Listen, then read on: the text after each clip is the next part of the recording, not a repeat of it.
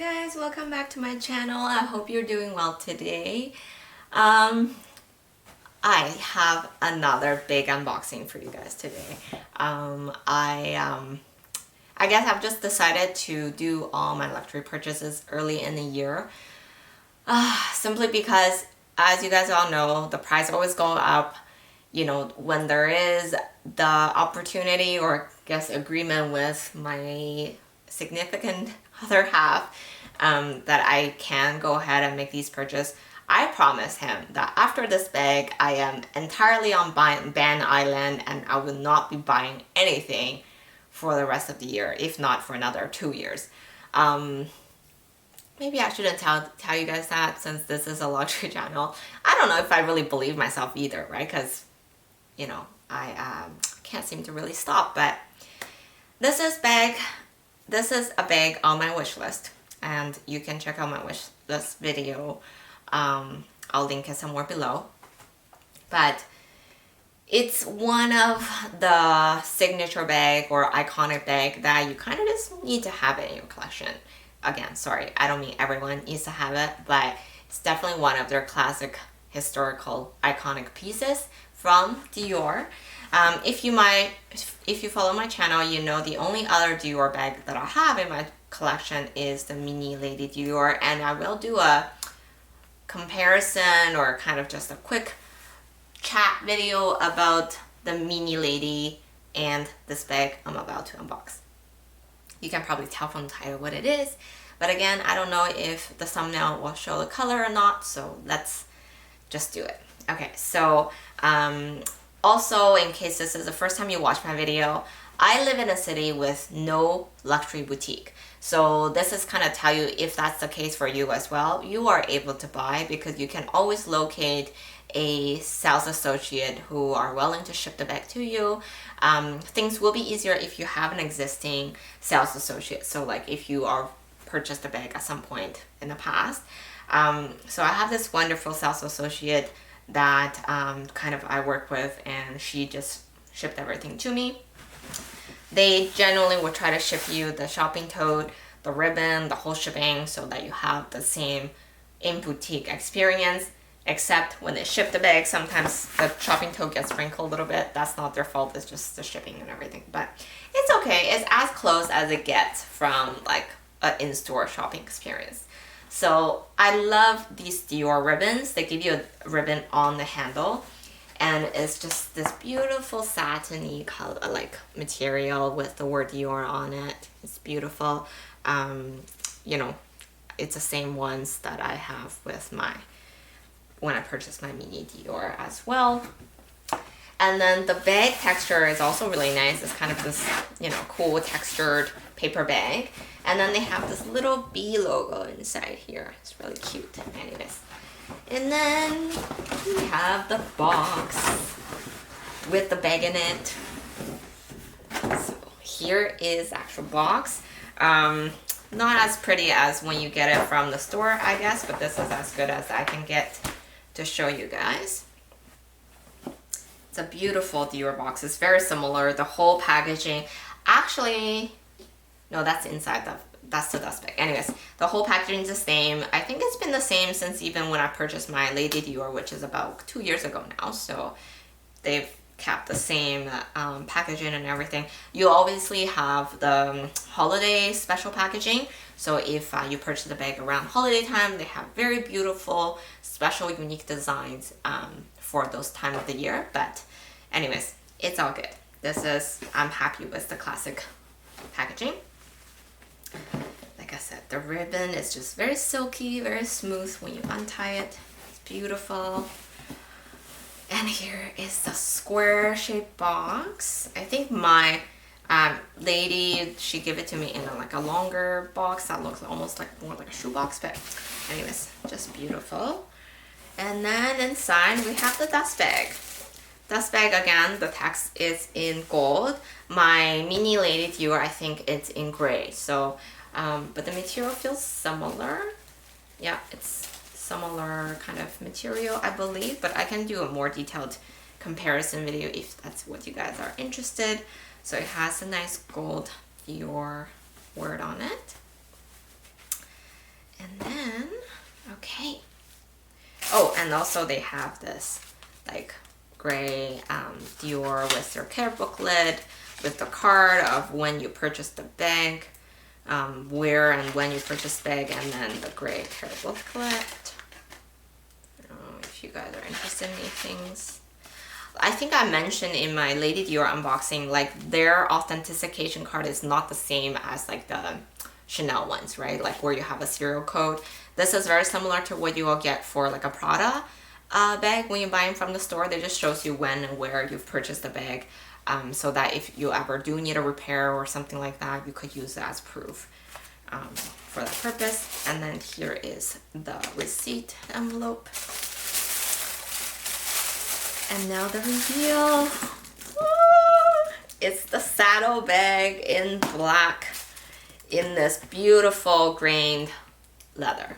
So it's in the grain calf leather, and it has the beautiful CD on both sides in this antique sort of aged gold finishing, and with the beautiful D underneath as well. Okay, I'm gonna put away the box, and that's everything that's in the box. Just put it away so we can talk about the bag.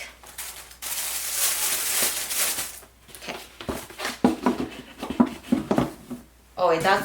I think I removed it really quickly, but it did come with a piece of like a white cloth. Sometimes they have it, sometimes they don't. I've seen other unboxing video where the little D is also in a little cloth, cotton cloth pouch, but I don't think I had that. But I don't know if that's common or not. So again, this is the very unique and very iconic, very special looking Dior saddlebag. It has a very like different shape, right? Like it's not your regular handbag, square or rectangle or even round shapes. It has a very unique kind of kidney shape, saddle shape to the bag itself, the body, which makes it inside limited, I would say, in terms of space. This bagging comes in two different sizes. You have this regular size, the classic size, and then you have the mini size, which has been super popular. And then you have this two layers. If you look at the bottom, it's like a two-layered compartment. There's no divider in the inside, and then you have this sort of relatively large pocket in the back. It's a magnetic closure, and I feel like the magnet, so there's a piece of metal here, and then there's like magnet in this piece here, and that's how it closes. And then it has this very natural curvy shape. A lot of the counterfeit doesn't have this nice curve shape to it. It's one way of telling it, obviously. And then when you open up, it has a whole bunch of paper in it. Take it out. The inside is kind of a velvet fabric lining. So it has a zipper closure. It has a stamped Christian Dior made in Italy piece of leather in the back here, and then it has a zipper. The zipper comes also in this square gold hardware. I've never, like actually used the pocket in here. It's pretty limited. And the one thing that kind of is annoying or a bit weird is, this flap always get caught on the letters, because the letters are designed with like curves, and it's a C, so it kind of hooks onto the C, so you have to make an effort to actually close it. So it's not so natural, I think, that process, because if I'm holding the bag and then if I open it too much, it won't like always close properly on its own. But that's not a huge issue. I love the bag. It's very, very well made. You can tell like the quality and craftsmanship is there. I love this big D. This D, it's so heavy, and it's actually larger than I had in my head for some reason. When it came, it's like, ooh, this is a really nice D. And then obviously on both sides, it just has this Christian Dior initials, which is beautiful. I did order this bag just before the price increase of February 1st. So I know the price increase is coming. Again, same logic was when I bought the 19. I am surprised myself that I'm making so many big purchases just at the beginning of 2021, but I don't regret it because I know in the end I will be happy to have saved those few $100s, because in the end these are the bags I know I want in my collection, and I just love it. It's such a simple bag because it's in this grained leather. It's super carefree. I don't have to baby it. I don't have to worry it. It's in the aged hardware as well, so it won't have to worry too much about scratches or anything like that. It's actually very similar to the hardware I have on my Gucci Marmont kind of belt. So if you know my channel, you know I wear that belt quite often. So sometimes I don't think it's a huge clash if I wear them together. And I'll show you guys how it looks on me. So obviously you can wear it at the crock of your arm. You can handhold it, handheld bag. And then you can, I think the reason I wanted this bag also because I don't really have one where I wear it as just a short shoulder bag where they fall just under my armpit. So I kind of like that about it. I kind of wish the longer side is on the side, but it's not a huge issue really because on the side it pretty much look the same either way. I think the cool thing about this one is actually it sits on your shoulder. Like I'm wearing a really chunky large sweater, but it still sits on your shoulder really nicely. Very comfortable. Like I don't feel like I'm making an effort for it to stay there. Like it just kind of sits there really naturally. And you know, it's beautiful. Same thing with like all the other bags. Sometimes you would debate whether you want to buy the fabric, the monogram one, or the tweed one, like with the 19. I debated if I want to tweed, but in the long run, I think if you want to make worth of the money, I think, you know, having a leather bag still makes more sense. So, so basically, in the end, I debated between the different color. They actually did launch a very beautiful tan brownish color as well, but it just has a little bit of red tone in it, which makes it a little too brown for me maybe, or too red brownish. So I find it, I wasn't sure whether it's gonna be as easy to go with outfit, so I opted for the black. Like I said, I only have one other Dior bag, so I think it's okay to add another black in the collection. It's more timeless. I really love how the black looks with the gold, and this is more of a reoccurring color. Obviously my other Mini Lady Dior is in this opal gray, which is so beautiful as well, but it wasn't a black one, so I'm glad now for this saddlebag I have the option to go with a black. So like I mentioned at the beginning of the video, because of its shape, the capacity is somewhat limited. If you want to go with a mini size, which is so adorable as well, it won't be able to hold much in there. Like you can maybe hold the phone on the back pocket, but it will kind of stick out. Whereas the standard size, you can tell they actually go in quite nicely. I do appreciate this back pocket quite a bit. It's more user-friendly than your Mona Lisa pocket for your classic flap. It's pretty large, you know. It doesn't have any closure though in the top, like it doesn't have a magnet. I think the fabric version one, you actually have the magnet closure, but you don't have that with this leather version. But it does hold my phone pretty nicely in this back pocket. I love that. Some people actually, I look at all the videos out there for this bag. People do use this shape as a way to organize their bag. So you would put your larger item on one side like this, and then you put shorter, smaller item like this. So it kind of acts as a way to organize it. Even with a layer divider right here, you could almost like layer it and then kind of, because there's no way you will not be able to find an organizer that fits this big, right? Therefore, well, maybe there is. I shouldn't say that, but like maybe there is, but I don't think you would need one. And I think it defeats the purpose because then it's just, you won't be able to fit much else if you put in an organizer. So I'll show you guys what I would generally put in. You have your wallet or card holder or whatever it is, and those are bigger, so you can kind of use the bigger section for it. Same thing for anything longer, you could maybe try to use the longer side of the bag and then divide it using that divider kind of piece in between. That will actually makes it easier for you to access, like take stuff out of the bag as well when you need them, because then you can sort of see them And then the less long stuff, you can put them in the middle area. Shorter things you can put on the shorter side, like lipstick. And then I have a full size. You can put your phone inside of the main compartment as well. So with all that, it still packs on pretty nicely. Oh, I just hooked my sweater there, but that would be one thing. The C does hook onto things. I'll just tell you guys in advance. Like it just hooks onto my sweater just now. But because of the fact it's a magnetic closure too, there is a little bit of wiggle room of how much you can pack in.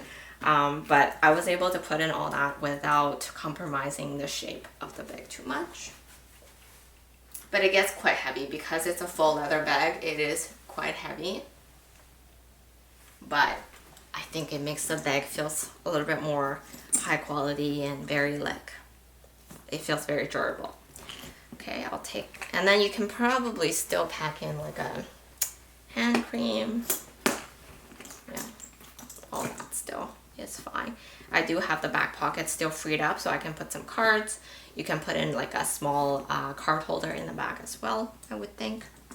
So it's pretty good. It is functional. Like this size, definitely a lot more functional than your mini size. You can also use it as a clutch. But I think the handhold, and obviously, sorry, I didn't talk about the strap. When I purchased my Marc Jacobs camera bag, the snapshot bag, I thought the strap would go really nicely with the bag.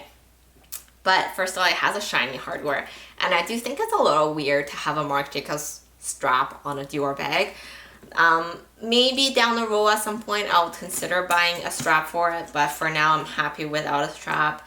I've read some other reviews where they say the hardware of the strap does damage the hardware on the bag sometimes, because over time, obviously with some rubbing, it will cause some scratches.